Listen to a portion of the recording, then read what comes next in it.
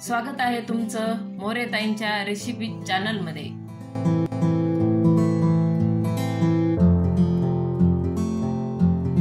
चला तर मग व्हिडिओमध्ये पुढे जाण्याआधी बेल आयकॉन दाबून चॅनलला सबस्क्राइब करा आणि सुरू करा मोरेताईंसोबत आजची ही चवदार रेसिपी बनवायला। नमस्कार मंडळी, आज आपण आंब्याचा रस करणार आहेत। आता आपण हे आंबे बाजारातून आणल्यापासून मी असे पाण्यात ठेवलेले, म्हणजे कसे थंड होते, आणल्याबरोबर ते गरम असतात। आणि हे केशर आंबा आणलेला आहे। तुम्ही कोणत्याही आंब्याचा करू शकता, पण आम्ही म्हणजे हा गोड आहे खूप, याच्यात साखर टाकायची गरज नाहीये। आणि आता सध्या घरोघरी आमरस चालूच आहे, आंब्याचं सीजन चालू आहे तर। आणि आमच्या पण खूप आवडीचा आहे, तुमच्या पण म्हणजे सर्वांनाच आवडतो, लहानपासून मोठ्यापर्यंत। तर आज आपण एकदम जुन्या पद्धतीनं हा आमरस करणार आहेत। आता आपण पाण्यामध्ये आंबे टाकलेले कॉटनच्या कपड्याने कोरडे करून घेऊ। हे सर्व आंबे मी आता कोरडे करून घेते। आता आपण आंबे पूर्ण कोरडे करून घेतलेले आणि बाजारात निवडताना ना वरपासून तर खालीपर्यंत असं दाबायचं, म्हणजे कुठं निबर नाही पाहिजे, असं दबल्या गेला पाहिजे। आणि वास पण येतो, गोड असला ना तर आपण नाकाला लावून पाहिलं तर वास येतो त्याचा गोड, असं निवडताना पण असे निवडायचे। आता मी हे कोरडे करून घेतलेत। आता याला आपण आंब्याला चोळून घेऊ किंवा माचून घेऊ असे शब्द आहे।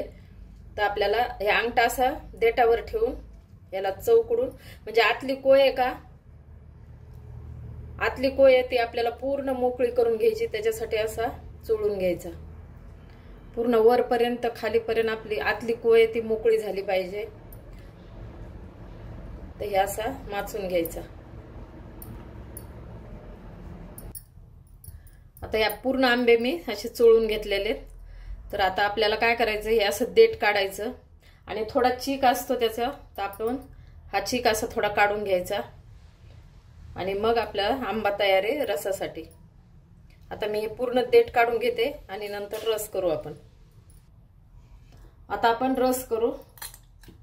हे पूर्ण असा दाबून घ्यायचा, हे असं कातड पूर्ण असं दाबायचं।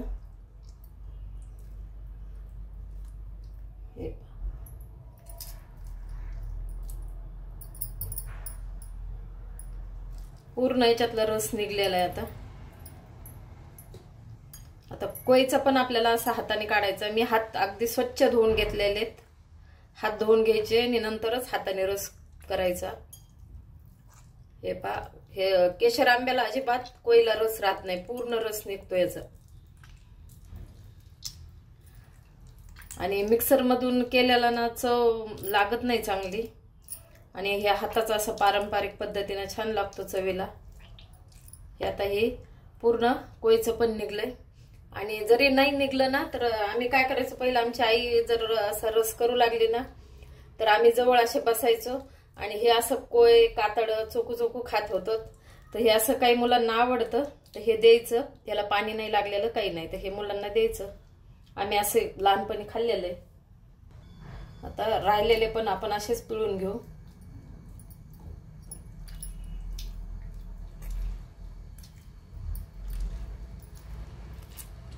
आणि रस करताना स्टीलचं भांड किंवा काचेचं भांड वापरायचं,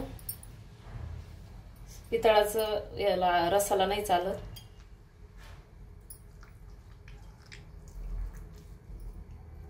हे असं सगळं आपण आता काढून घेऊ। आता हे अशा प्रकारे आपण सगळे आंबे असे चोळून घेतले आणि असा रस पडलाय।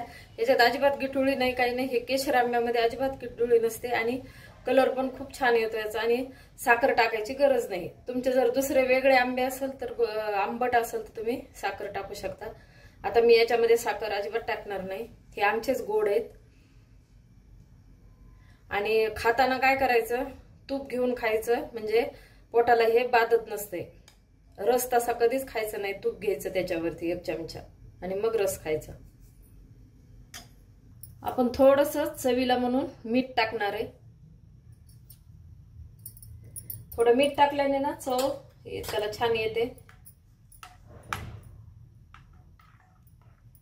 आता याला हलवून घेऊ।